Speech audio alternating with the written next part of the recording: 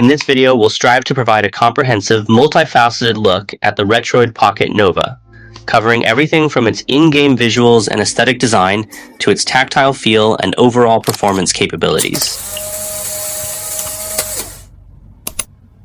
The Retroid Pocket Nova, or RP Nova, runs on a Qualcomm QCS8550, essentially the industrial IoT version of the Snapdragon 8 Gen 2.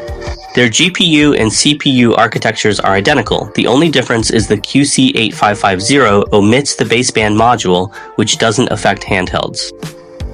This was a flagship chip a few years ago, and it can run many PC games smoothly on the device itself. From this test, I picked Witcher 3, Sleeping Dogs, Silksong, and Sword and Fairy 4. I didn't try to push the processor to its limits. I also monitored power, recorded data, and ran each game for over half an hour. You can check its in-game visuals and power stats to gauge its operation as a performance benchmark. And I will also provide my own conclusions, of course. Most games utilize settings recommended by Geshi Games.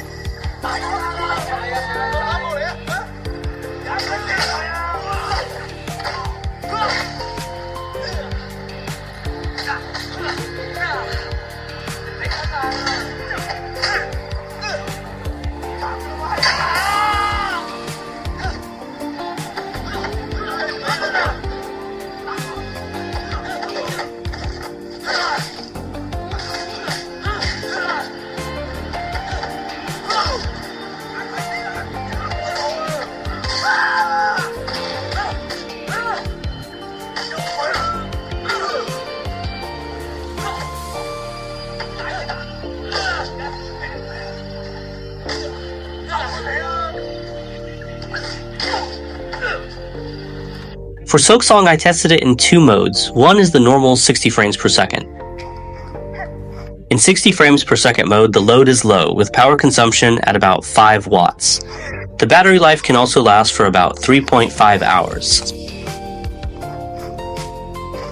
At 120 frames per second, power consumption increases. Based on actual test data, I'll share my conclusions. This processor is better suited for older PC games. These older games, when switched to a 4:3 aspect ratio, appear well balanced on this screen, avoiding any stretching or awkward proportions. PC games really max out the device's power, playing continuously for an hour or so. Because it's an OLED screen, the screen's peak temperature reached about 43 degrees Celsius, but the grip area stayed quite comfortable, remaining below body temperature.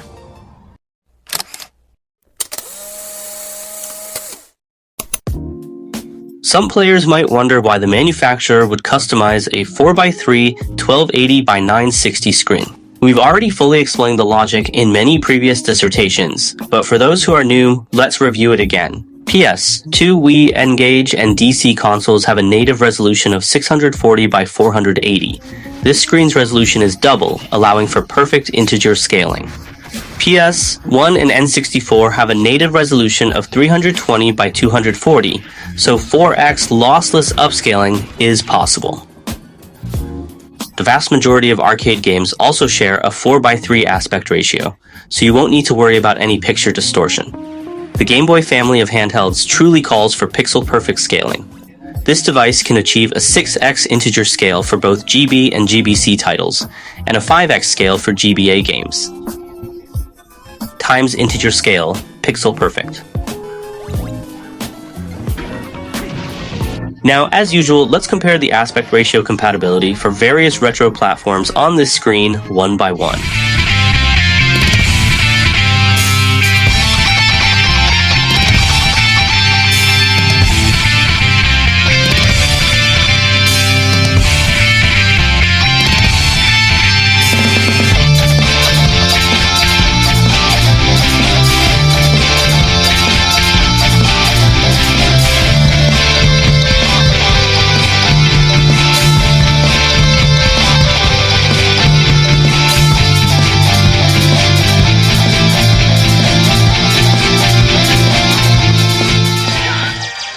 OLED screens have high color saturation, which might be too vibrant and fail to replicate the soft, subtle style of older devices. Here, I'll also share a point of view that's purely my own, just representing me.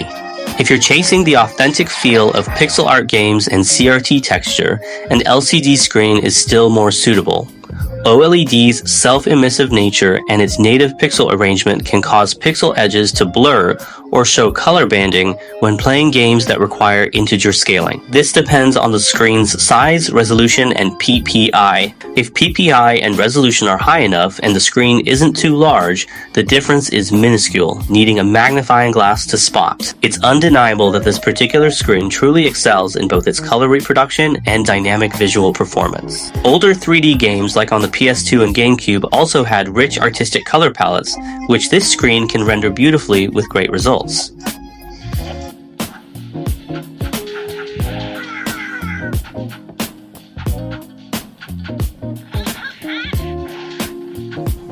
I also filmed a bit to show you the viewing angles and how it looks outdoors. An OLED screen's dimming solution has its own unique characteristics, and some gamers avoid them for that reason. However, this RP Nova uses high brightness DC-like dimming. For lower brightness levels, specifically those below approximately 40%, it employs pulse width modulation, or PWM, which some users might find quite noticeable and potentially problematic for their eyes. Nowadays, many mobile games support controllers, but a lot of the newer ones are being optimized for the latest flagship processors. Fortunately, the QCS8550 can still handle most mainstream mobile games. I don't play a lot, so I'll just show you a couple to give you an idea of its power consumption performance.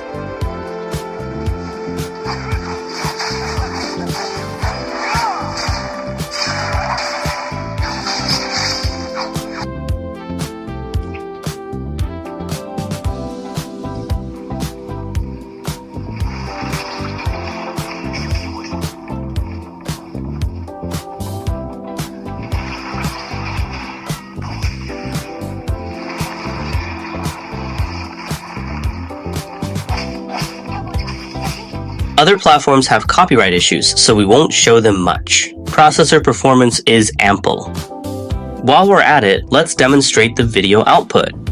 In the settings, go to Handheld Settings, and you'll see a dedicated option for connecting to a TV, where you can choose whether to turn off the screen.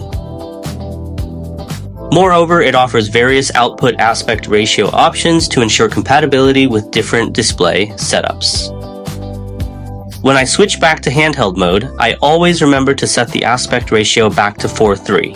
The RP Nova has dimensions of 169.9 by 84.1 millimeters, and its thickness is just 15.